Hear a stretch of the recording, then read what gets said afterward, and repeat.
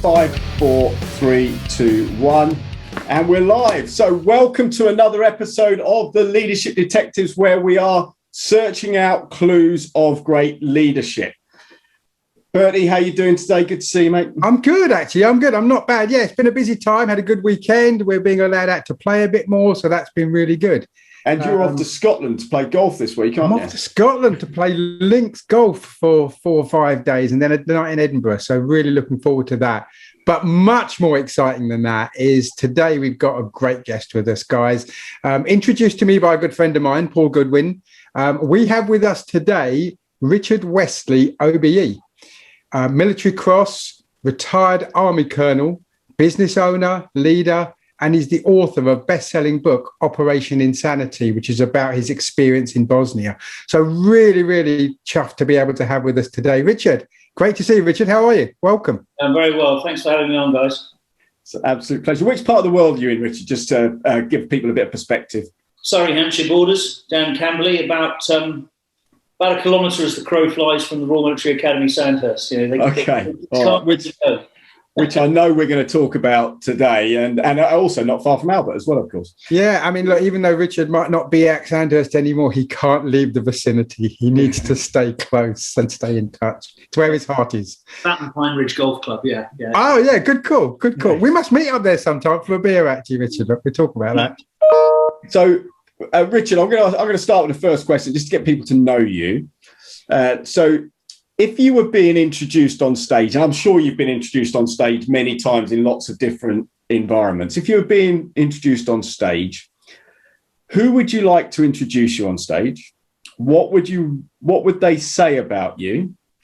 And what tune would they play, or what song would they play as you were walking to the stage? I'm resisting the temptation to say, "Bring on the clowns." Yeah.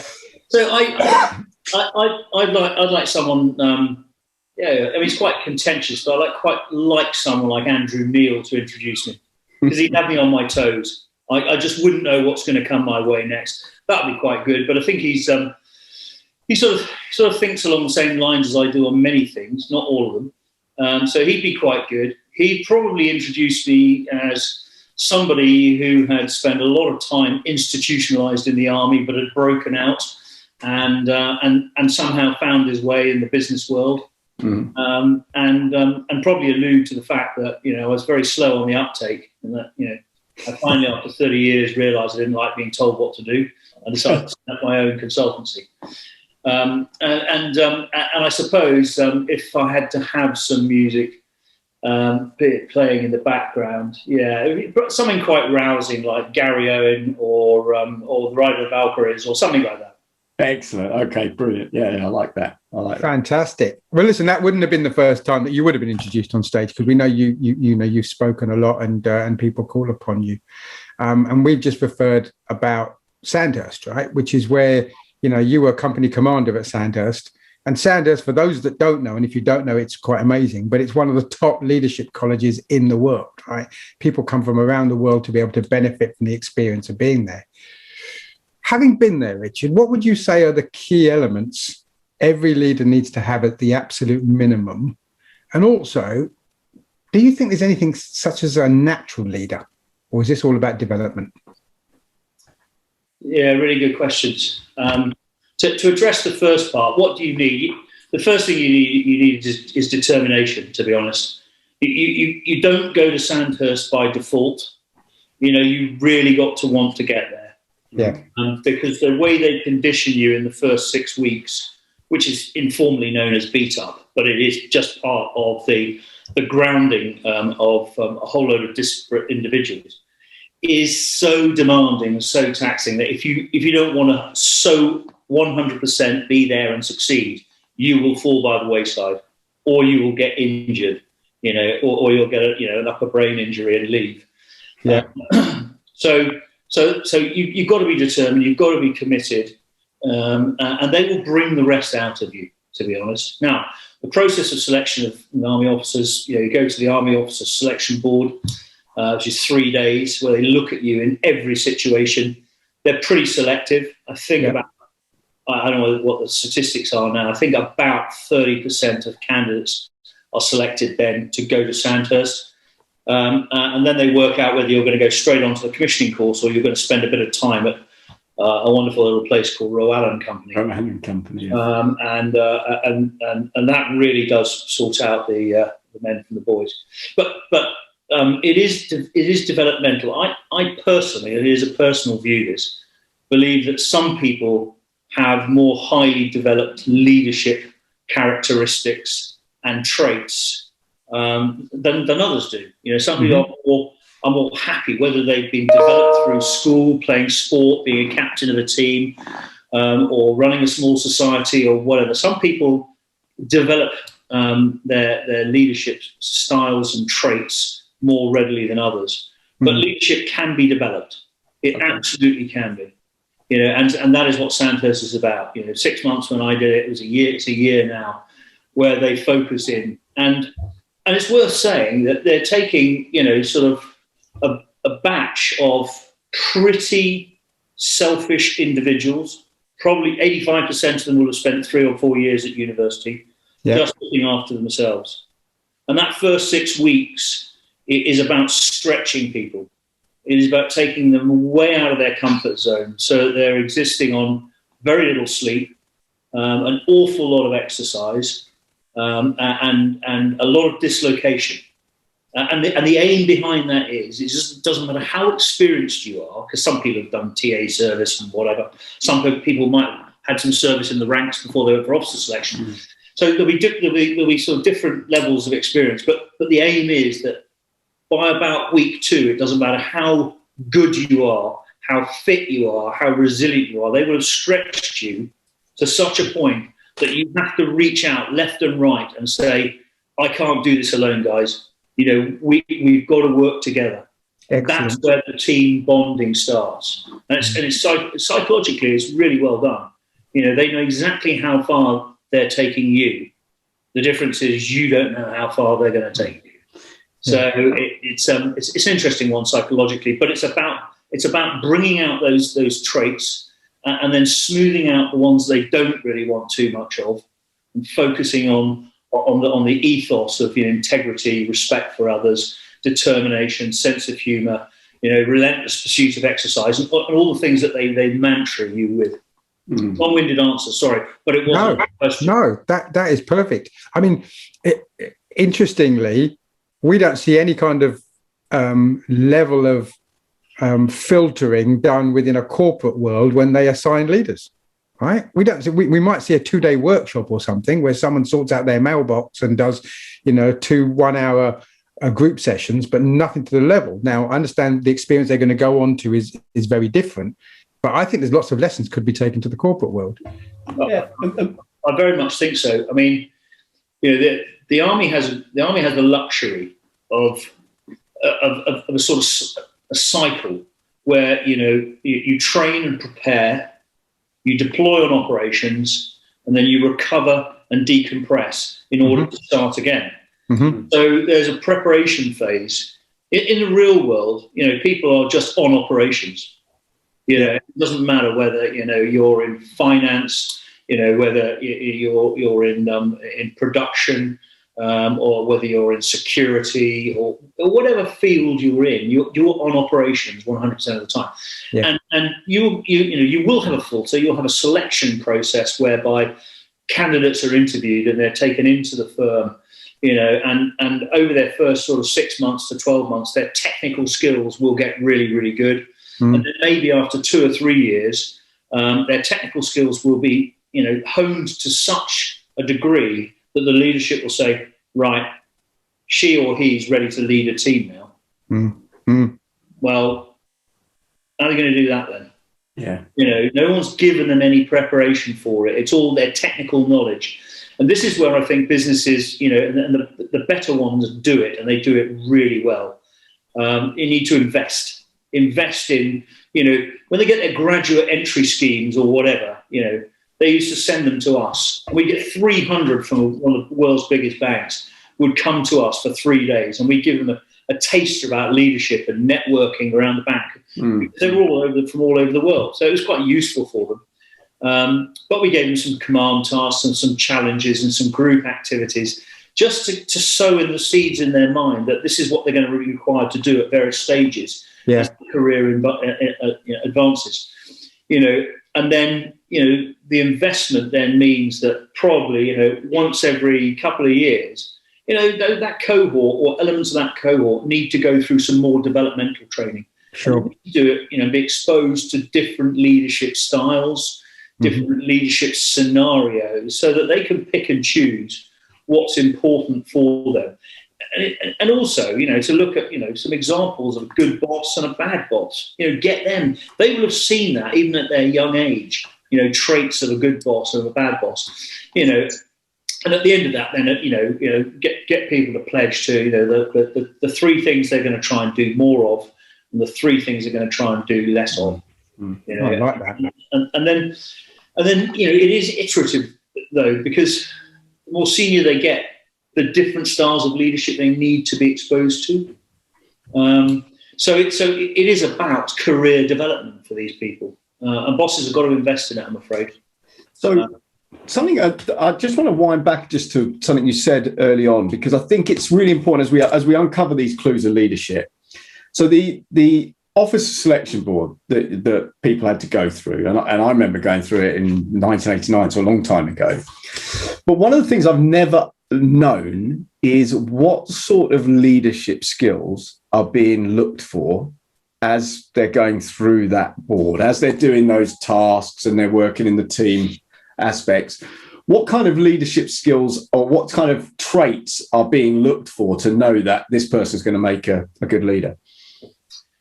Well, I think it's broader than that. I think they're also looking at traits and individuals they don't want.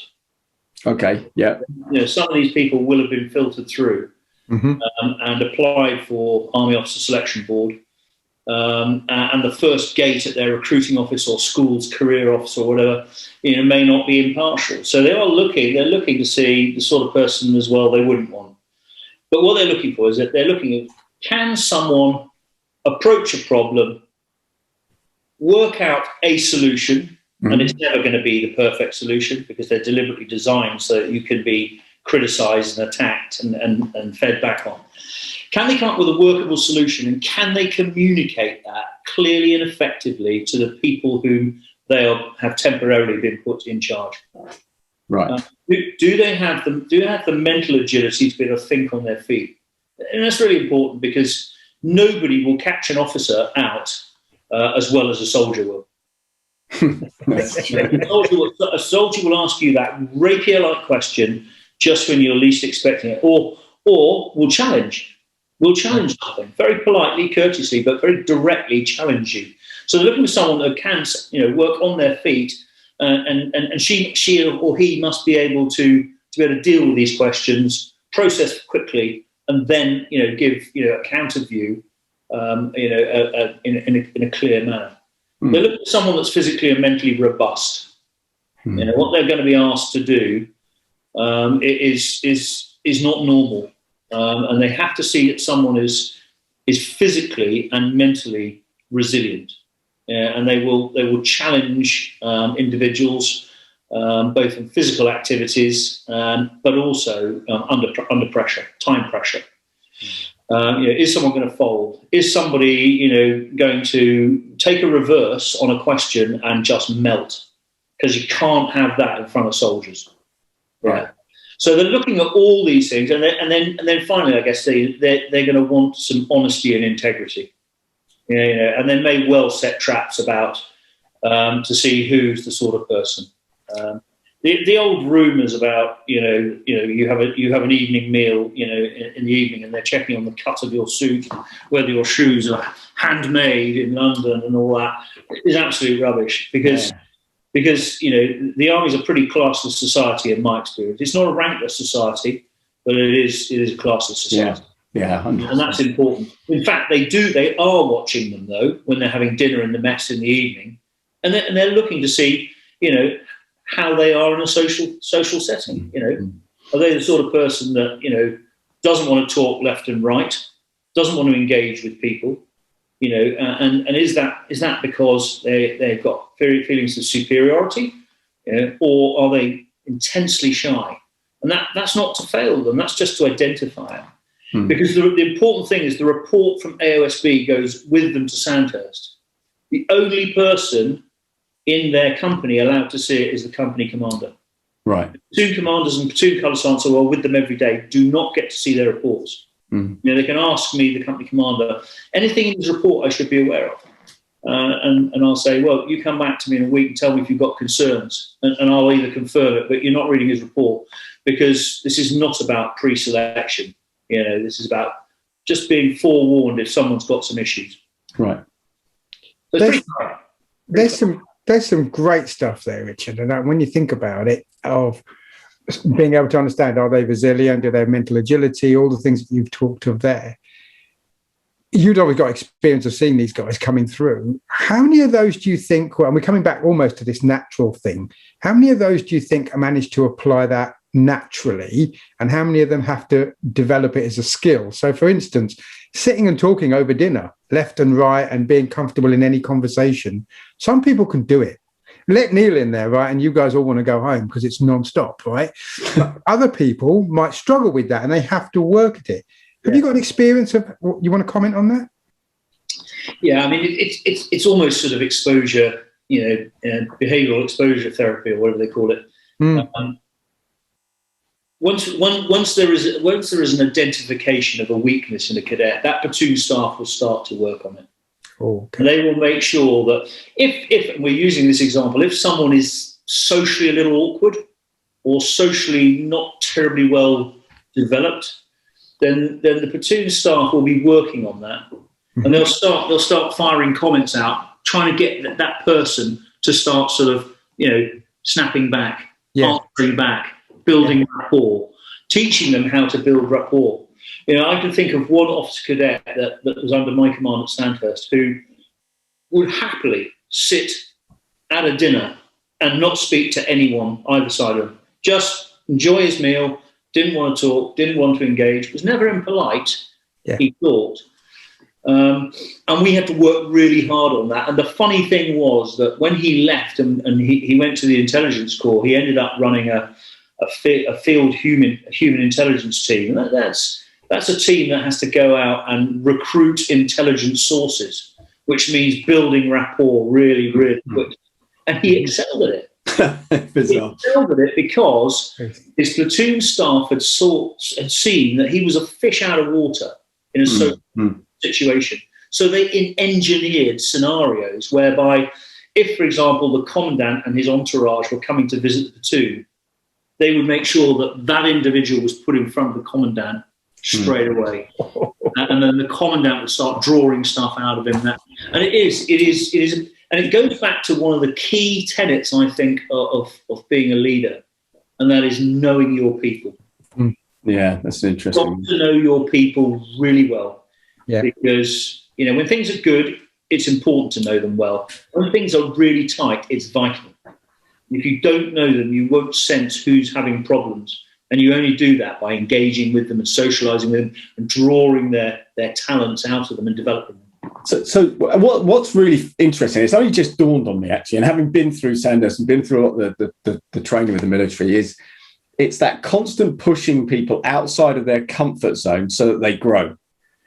And that's really interesting. I mean, because, for instance, just standing up in front of people and speaking, giving orders is uncomfortable for some people because they don't like public speaking. For me, it was never an issue. But is that something? So knowing your people is important then for all leaders, because you then know how to push them outside of their comfort zone and how they can grow. Yeah, it's vital. You know, what we want to do at Sandhurst particularly is we want to keep the officer cadets out of their comfort zone for as long as we can. They've got to get used to the prolonged nature of stress. They've got to be able to recognise it in themselves as well as in others. And that, you know, that heightened self-awareness is so important in the best leaders. You know, they know not only how far they can push themselves, but they know the impact they're having on other people. So we want to keep them in that area between the comfort zone and the panic zone. You know, we want to take them into the panic zone occasionally, but those are limited exposures. You know, those are the times when you're standing on top of the trinasium trying to recite a recipe you learnt last night the wind is blowing, the rain is coming down, the colour starts shouting at you, and you can't remember coriander, and you're up there being blown around like this, thinking, what is that? So that, and we keep them there, and they're really uncomfortable, particularly those with fears of heights. We've got to take them there, but then we've got to have a mechanism to bring them back through that uncomfortable area, back to a little bit of comfort zone. That's the decompression in the short term. And you can do that either through sleep deprivation. Yeah, they do a lot of that. You get probably three hours sleep a night for the first 6 weeks. They could do it through isolation. They can do it through exploiting fears. You know, some people might not like going under, muddy water, total immersion, freezing cold water. Some people don't like fire, very frightened of it. Some people don't like heights. So you've got to expose them to all these little things and take them into the panic zone and back out. And then there's other little ones, some very clever ones I once saw done. Officer cadets just woken up individually and silently, literally shake on the shoulder, shh, taken outside, and they're outside as everyone else, and they're all just doing star jumps. Not a sound is being said, not a word is being said. You can just hear the exercise going on. And then the instructor doesn't say a word, they just change the exercise. And they keep them doing that, so 2 o'clock in the morning, with not a word being said. And then after sort of 25 minutes, they'll just say, right, inside, and that's it. And what just happened there? Yeah. So all these little things are cleverly put in, these techniques, to ensure that they get that exposure to panic. Yeah. But they get more comfortable in that area, which is outside their comfort zone. So it's being comfortable with being outside your comfort zone, actually, is that whole piece, which is great. So I'm going to move on to another area, because you've obviously got loads of experience of leaders inside the military, of leading people, men and women yourself in the military, and now in seeing leadership in business. Can you think of a couple of great examples of leaders that you've seen leading really well, and what did they do? I think a number of examples. I think probably in the military, I'd probably look at someone like General Rupert Smith, man I've got immense time for. The thinking man's paratrooper. No offence. But a man who would get his team to spend 95% of the time available to him on understanding the problem, and probably 5% coming up with a solution. Wow! Figured if you didn't really understand the problem, you're never going to get to it. He encouraged people to do that. A very thoughtful man, very well, and then great clarity of vision and expression. Vision. He had that way of taking something quite complex and making it sound pretty simple. And I once asked him, I said, "What do you think the most important trait in the leader is?" And he just looked at me and said, "Forgiveness." I assumed he was forgiving me for something I either had or hadn't done, really. I mean, outside in business, I've seen a number of very, very effective leaders, and they are all those, every single one of them, no matter whether it's sporting arena or business or high finance. Those that I think are particularly effective are those that have got a really well-developed sense of self-awareness, as I mentioned. They're really actively listening to their people. They're listening to really understand, not just so they can respond. They're taking the stuff in, and you can tell, and at the same time they are clocking what the impact that their own words have on people. So looking as they're speaking to people. I've heard it said that Bill Clinton could walk into a room, and speak to someone, and they just thought that there was no one else in the room. He was just focused on them. And that sort of ability is a great gift. I think there's some great businessmen out there that really do put their people first, and I think everyone, a lot of people will knock the likes of Jeff Bezos, at Amazon. Look what he's created a really empowered company. People come up there, it encourages the good ideas. he's moved on now, but he used to lead by example. He would check on a number of reviews on Amazon every day. If something wasn't happening, he'd pick up the phone and say, just have a look at it. What are we doing about this? Who's this? This is Jeff Bezos back in the States. Right. This is Tommy from Manchester. I'm onto it, sir. All that sort of stuff. But he empowered people, and the Good Ideas Club, is still there and coming up with new ideas. And the ethos is that somebody comes up with a good idea, they feel confident enough to say we should do this. And the managing director, they tend to, I'm told, and I've seen it, tend to say, right, okay, let's put together a 2-pizza team, start working on it, feedback to me in 6 weeks. If it's any good, it's a go, we'll go for it. If not, we'll bin it and move on. And that sort of agility and empowering people so that they feel they can come up with good ideas, comes from the top. So I think Bezos had got that bit right in Amazon. Sadly, he's killing the high street. I know, but the fact is, but we're talking about leadership here, not yeah. I mean, he's leading his team, and they are very incentivized. They do not pay big salaries in Amazon, but they do pay big bonuses. Yes, they do. Yeah. And that's that to me is encouraging people. Not just to come up with good ideas and so we can promote the company, but you're empowering them by giving them that incentive to go above and beyond. So there's a couple of examples. There are plenty more out there, I'm sure, people that have created great companies. I think the difference between the two is that in the military, so Rupert Smith would get to a certain rank, there'd be recognition, knighthoods, and all that sort of stuff. In business, it's bigger houses, bigger yachts, and the sort of higher you get up there. And there's a danger, I think, with both, but more so in business, and what I've seen is you start to lose that humility, which is really important. In the army, because it's such a key tenet, humility, if you are not exhibiting a trait of humbleness and humility, rest assured somebody around you will tell you you're not being very humble. Never see that in business. Yeah. Never see it. I've never seen that. And the other thing, because it's outside the question that posed, is that I've actually seen far more bullying since I left the army than I ever saw in the army. Interesting. And that does interest me because, certainly the infantry was a very, patriarchal, patrilineal society. With testosterone-fueled kids and with a tremendous capacity for violence, really. And yet, actually, we built a culture. Firstly, I made it quite clear that bullying was one of the few things that I had zero tolerance for, and I would attack anyone that I saw bullying. But actually, it's very, very limited.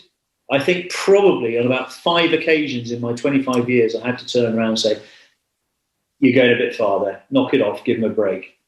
In my first few years in the military, in the real world, in business, I was seeing examples of it monthly. In one particular company, I had to take the chairman and co-owner into the boardroom and say, what you've just done in there with that young person in accounts is unforgivable. You humiliated him in front of the whole office. He was clearly struggling, and you were using words like, come on, this is easy, when you could see it patently wasn't. And I'm not prepared to tolerate that. They're too scared to come and speak to you. I'm not. And I'm keeping a note of that. And if I get 4 instances where I consider it bullying, I'm going to the board. I'm going to the board to make a formal complaint against you, and if it's upheld, you might be a co-owner. You won't be a director anymore. So how did they react to that? Pretty violently, actually. Pretty violently, initially. Don't speak to me like that. I'm sorry, I've earned the right to speak to you like that. And by the way, we don't have a whistleblowing policy in this company, and you should have one. The point is that 25-year-old bloke is going to go home and probably not sleep tonight because of what you've done to them. And I can't, and I won't stand by and do nothing. And actually, there was, there was a redressing of humility. There was well, what can I do about it? I said, well, firstly, you can stop doing it. Secondly, you can get that person in, sit them down, and apologise to them. I can't apologise. Yes, you must apologise to them. And eventually, we got this person who's clearly used to getting his own way. And the other thing, when he left the office, the young person sort of went with him to walk and finish off. I actually called everyone in and just said, I'm very disappointed that nobody else even made eye contact with the founder when he was behaving in that way. I've spoken to him. You will have seen me going to the boardroom with him. I've told him that behaviour is not tolerated. Everyone needs to look inside themselves a bit and just see, did your behaviour pass the mirror test there? I know I'm more experienced than you, but you have to recall this. You have to call bullying out. And there was lots of, I said, I'm losing eye contact. You're all capable of doing it. And we started to develop this culture of watching each other's backs. Right. So if it looked like someone was, about to get that sort of attention again, I would make sure I got up or somebody and walked closely by and fixed the guy so he knew we were onto him. And you've got to do it. I never had to do that in the army. Never. I'm loving this interview. I have to be honest, Richard. I'm really loving this interview. And what's interesting is Neil and I did a recording about bullying some months back. And one of the examples we touched on was, is the way that people are spoken to in the army seen as bullying, or is it seen as acceptable because that's the kind of role that they're in? And you're dispelling some of that here today, which is fantastic, right? So for our audience, guys, the thing that I'm taking out of what Richard's saying here is, of all the things we've gone through so far, it's about people. And we've said this before, it's about people.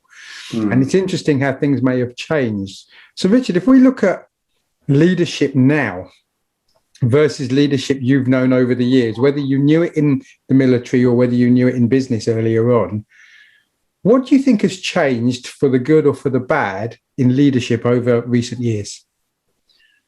Oh, I think the sort of collaborative leadership bit has really improved.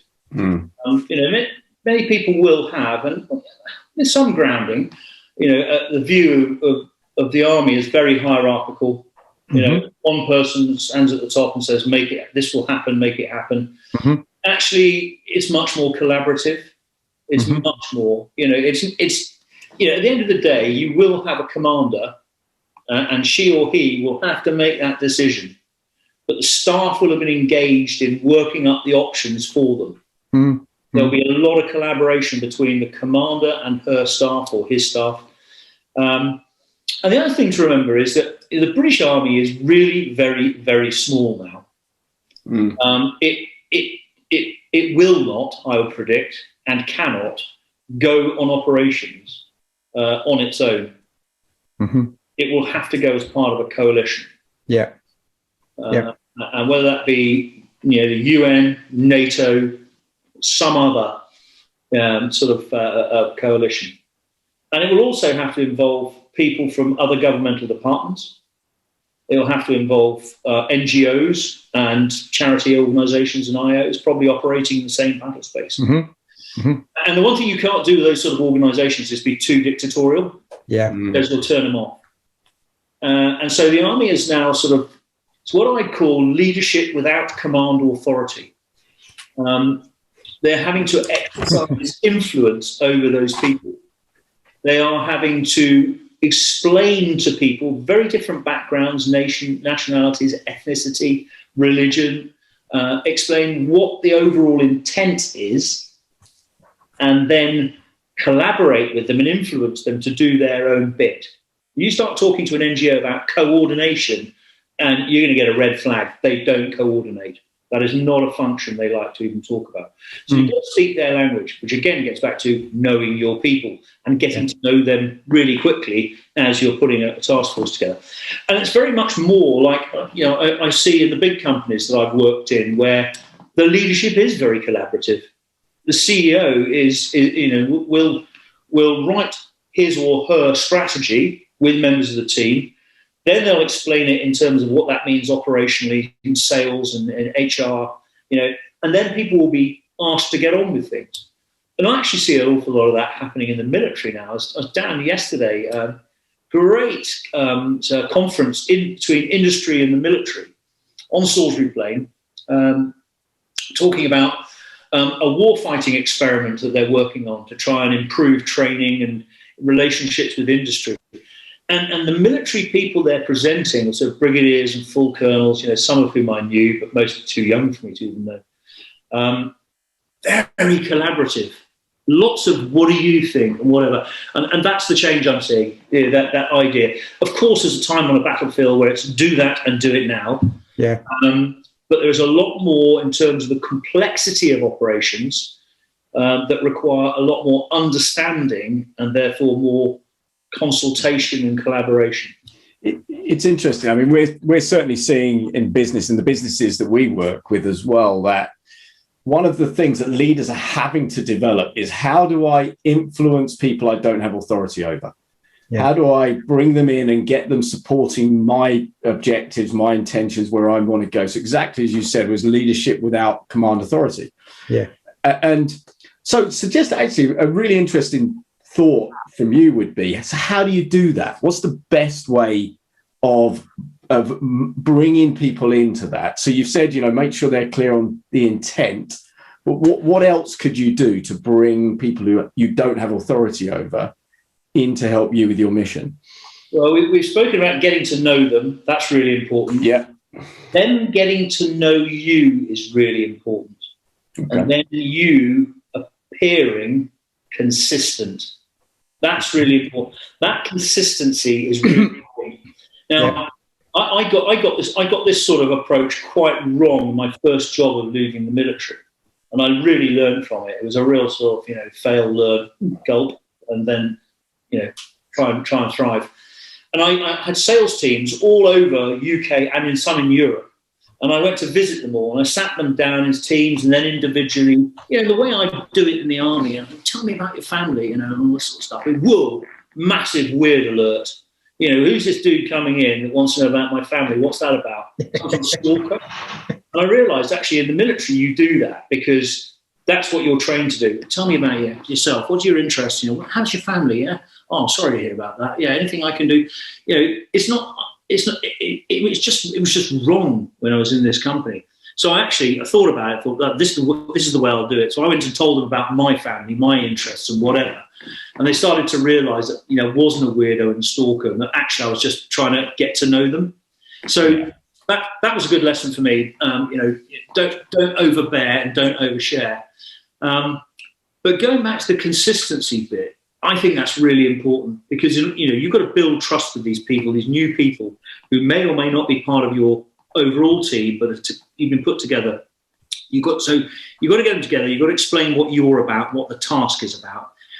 You then probably need to spend some time individually getting to know them. You probably need to make it less transactional, and actually get an activity where, after you've explained, what it is you're about and what the task's about, there's an opportunity for people to actually come and approach you or speak to other people in the team over a coffee, over a beer, whatever is appropriate at the the time. So making it less transactional and more sort of human rapport, I think, is important.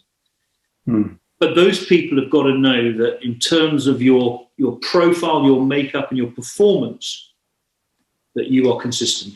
And I know people that would say to me they knew what sort of day they were going to have by the way the boss entered the office.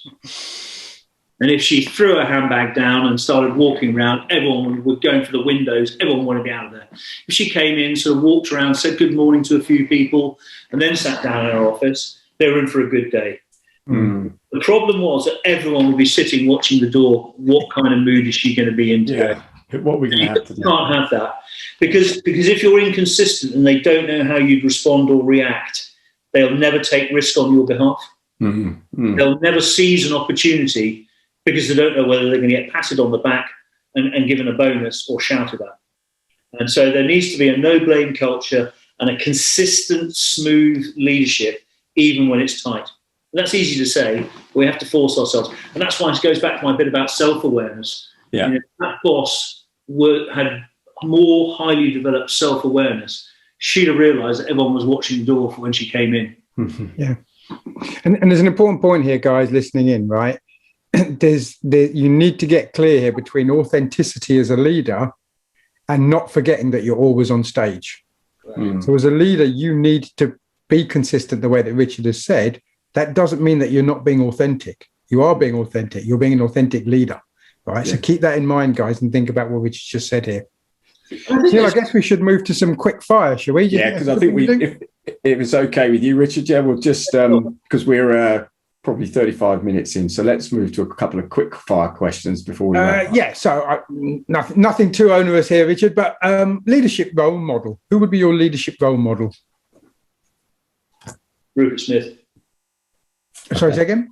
General Rupert Smith. General Rupert Smith. Perfect. You've already given us some insight into that, so thank you. Yeah, you said at the beginning. So is there a leadership book that you gift regularly to leaders? Serve to Lead. The Sandhurst Little Red Book. It's still on my... In fact, it's been reprinted in paperback white now. It's not quite as imposing. But there's some great examples of things that people have done and said in there. So that is the one that I always go for. Serve to Lead. Brilliant. Excellent. So from all the things that you've seen and heard and done, is there a quote or saying that you would want to leave with our audience relative to leadership? Anything at all that you think? Yeah, probably about decision making. I would say good decision, great. Bad decision, regrettable. No decision, unforgivable. Great, okay. Love that. Like that. And so so this might roll into that last point, but is there one tip for aspiring leaders or experienced leaders who are listening to this podcast? Is there one tip you'd like to leave them with?